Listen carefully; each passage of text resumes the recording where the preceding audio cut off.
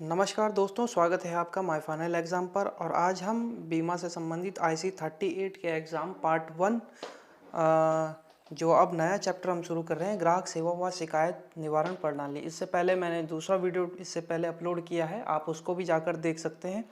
मैं डिस्क्रिप्शन पे भी लिंक दे दूँगा और आप वहाँ से भी वो वीडियो देख सकते हैं। तो चलिए शुरू करते हैं। IC 38 एज एजेंट बनने के लिए आपको ये एग्ज़ाम पास करना होगा और उसी एग्ज़ाम की कड़ी में ये आप वीडियो उपलब्ध कराया जा रहा है।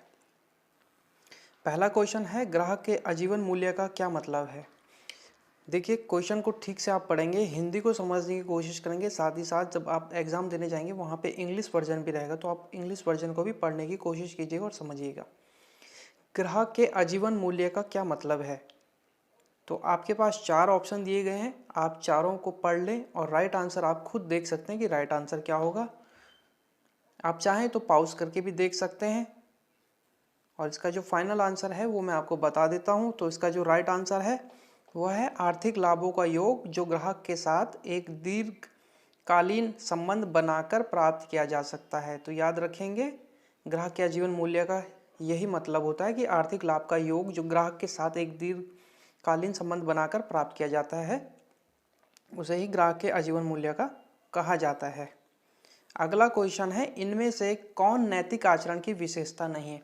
एक चीज़ और बता दूं, जब आप वहाँ पर एग्ज़ाम देने जाते हैं कई बार आपको ऐसे सेंटेंस पढ़ने को मिलते हैं, देखने को मिलते हैं कि आपको समझ ही नहीं आता है कि ये किसके बारे में कह रहा है, किसके बारे में पूछ रहा है। जैसे अब इसी लाइन में हम अगर बात कर लें, इनमें से कौन नैतिक आचरण की विशेषता नहीं है, तो नैतिक आचरण की विशेषता, अब आप इसको समझेंगे कैसे कि किसके बारे में ये कह रहा है। तो आप इसको ऐसे समझेंगे, सिर्फ आपके दिमाग में ये होना चाहिए कि आप IC 38 एजेंट का एग्ज़ाम दे रहे हैं, एक एडवाइज़र का एग्ज़ाम दे रहे हैं। तो आपको सिर्फ यही ध्यान में रखना है और जहाँ पर इनडायरेक्ट एक किसी के बारे में पूछ रहा है तो समझ जाएंगे इनडायरेक्ट में ज़्यादातर मामलों में एजेंट यानी एडवाइज़र के बारे में ही पूछा जा रहा है। तो इनमें कौन नैतिक आचरण की विशेषता नहीं है। 4 ऑप्शन दिए गए हैं। फाइनल जो आंसर है वो मैं आपको बता देता हूँ। जो फाइनल आंसर है, ग्राहक के हितों को अपने हित से आगे रखना। तो यही इसका राइट आंसर है, ग्राहक के हित को अपने हित से आगे रखना। ठीक है, इसमें 4 ऑप्शन में फाइनल आंसर यही है। क्वेश्चन नंबर 3 है, भारत में बीमा अनिवार्य है, यानी कौन सा कंपलसरी है जो भारत में आपको इंश्योरेंस कराना ही होता है।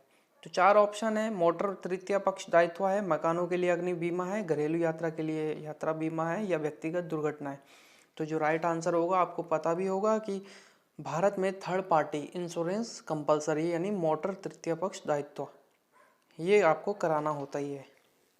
अगला है, आपको यहाँ पे खाली स्थान दिख रहा है, आपको उससे भरना है। बीमा धारक की बीमा लागत को कम करने के तरीकों में से एक है।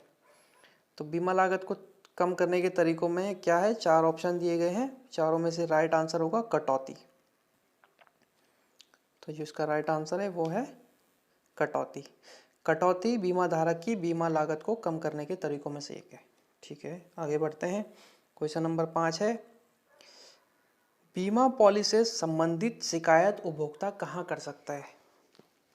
तो ये पूछ रहा है कि अगर कोई उपभोक्ता है जिसने कोई पॉलिसी ली है, चाहे वो आप मोटर की पॉलिसी हो या हेल्थ की हो या फिर आपकी लाइफ की हो, कोई किसी भी प्रकार की कोई उसने पॉलिसी ली है और वो उससे संतुष्ट नहीं होता है कहीं आपको क्लेम लेने के संबंध में या अन्य किसी चीज़, तो वो कहाँ उसकी शिकायत कर सकता है। तो वो जो शिकायत करेगा वो करेगा आपकी IRDA, कोर्ट, बीमा, लोकपाल या उपभोक्ता फोरम। ये यहाँ पे आपको 4 ऑप्शन दिए गए हैं, चारों में से।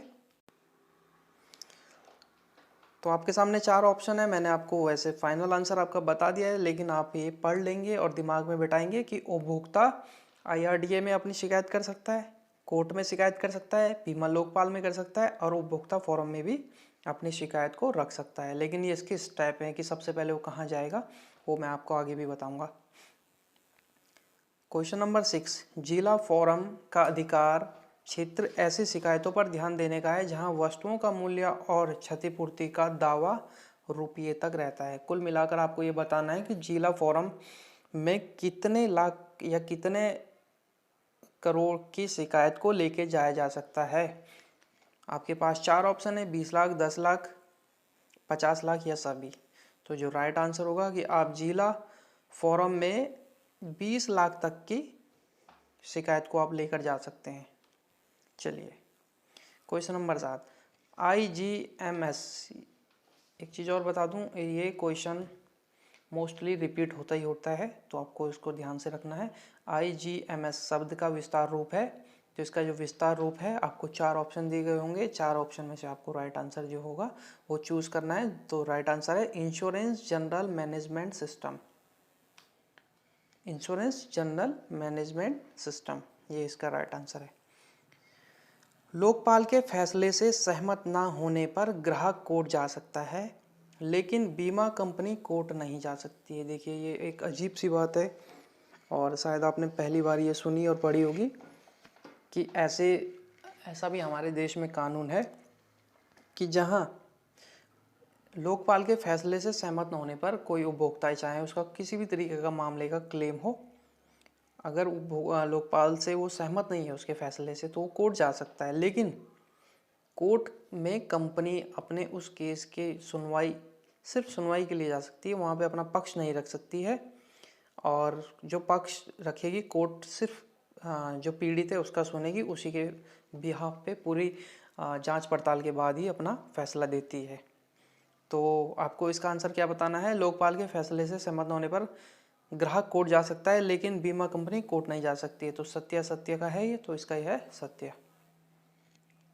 ये क्वेश्चन भी आते हैं, मैं आगे आपको बता रहा था तो याद रखेंगे। देखिए नोट कर लीजिए, जिला फोरम में 20 लाख तक की शिकायत सुनी जाती है, राज्य आयोग में 20 लाख से ज़्यादा और 1 करोड़ तक, यानी 20 से 1 करोड़ तक की शिकायत राज्य आयोग में सुनी जाती है।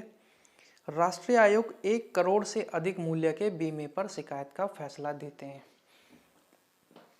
तो आप इसका स्क्रीनशॉट ले लीजिए, चाहे वैसे आप नोट कर लीजिए। वीडियो पसंद आया हो तो चैनल को सब्सक्राइब जरूर कीजिएगा। उम्मीद है कि आप सब्सक्राइब करेंगे और मोटिवेट करेंगे। मैं आपके लिए आगे जल्द एक वीडियो और लेकर आऊँगा, और एक ये पूरी सीरीज हम कंप्लीट करेंगे, ताकि आप इंश्योरेंस के सेक्टर में कदम रखने जा रहे हैं तो आपको पूरा नॉलेज होना चाहिए। ये सिर्फ आप अपने एग्ज़ाम को पास करने के लिए नॉलेज गेन ना करें, क्योंकि अगर आप इंश्योरेंस के सेक्टर में काम करना चाहते हैं तो आपको पूरा नॉलेज होना चाहिए।